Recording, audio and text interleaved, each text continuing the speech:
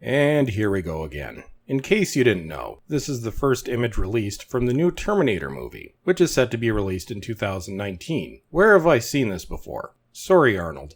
There's no room for you and your toxic masculinity here. I can already sense the comments, because I'm psychic. Yes, it's just a picture. But in these times, based on experience, a picture is never just a picture. Why do I fear this is going to be Ghostbusters 2016 all over again? So, I'm going to point out a few things. See that person to the right, the one that should probably be in the middle, but isn't, because she's old or something? For you youngins that might not know, that's Linda Hamilton.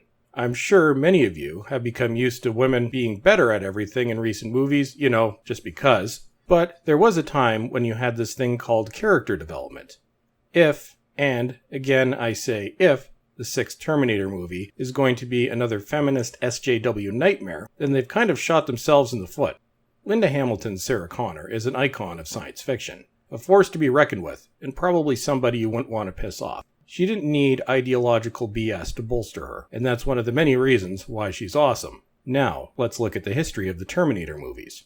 The first one was one of the best science fiction movies out of the 1980s, and was the movie that solidified Arnold Schwarzenegger's status as an A-list star. The second movie, Terminator 2: Judgment Day, is a cinematic masterpiece, and one of the best films ever made. It still holds up 27 years later. When my much younger self saw this in the theater back in 1991, I was blown away. Everyone was. We had never seen anything like this. Even though James Cameron is known to be a bit of an asshole, the man is an absolute genius. Politics aside, of course. There have since been 3 failed attempts to recapture the magic of T2. Failed, perhaps, because they were not directed by Cameron. I'm probably in the minority here because I actually like these films, but I can also see why many people didn't. It was immediate right away that Cameron was absent from Terminator 3, released 12 years after Terminator 2. It was an okay action movie, but didn't live up to the hype of its 2 predecessors. Then we had Terminator Salvation, which is notable because it's the only one to date that didn't star Arnold, mainly because he was off triggering people as governor of California when the movie was shot. I consider this to be the weakest of the Terminator movies, but it did give us that great clip of Christian Bale losing his shit. Then we have the 5th entry, Terminator Genisys, which was to be the first part of a now cancelled trilogy.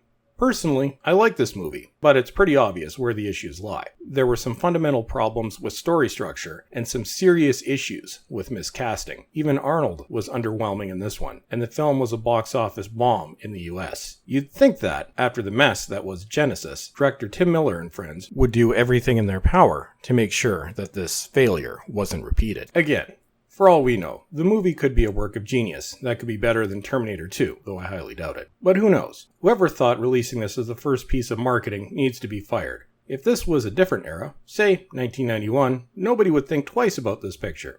But we're in 2018, where identity politics seems to take center stage over everything else. What this tells people is that this will be yet another sci-fi themed ideological lecture series, and people, men and women, are getting sick of it. Look at the recent Star Wars debacle. Solo, which by most accounts is better than The Last Jedi, lost millions because of the backlash to The Last Jedi. Part of this backlash was a result of the ideology that infested that movie.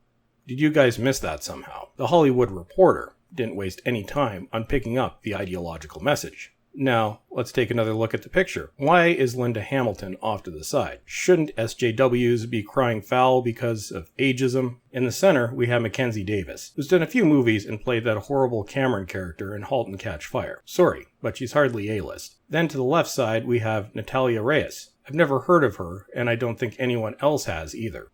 Arnold is nowhere to be found. While it's just a picture, it doesn't do anything to inspire my confidence. It also proves how tone-deaf Hollywood is. Sarah Connor doesn't need ideological BS to bolster her, and Linda Hamilton has already proven herself. But this wasn't good enough. Nice fail, guys. And that's it for today. So as always, everyone, thank you for watching, and have a good day.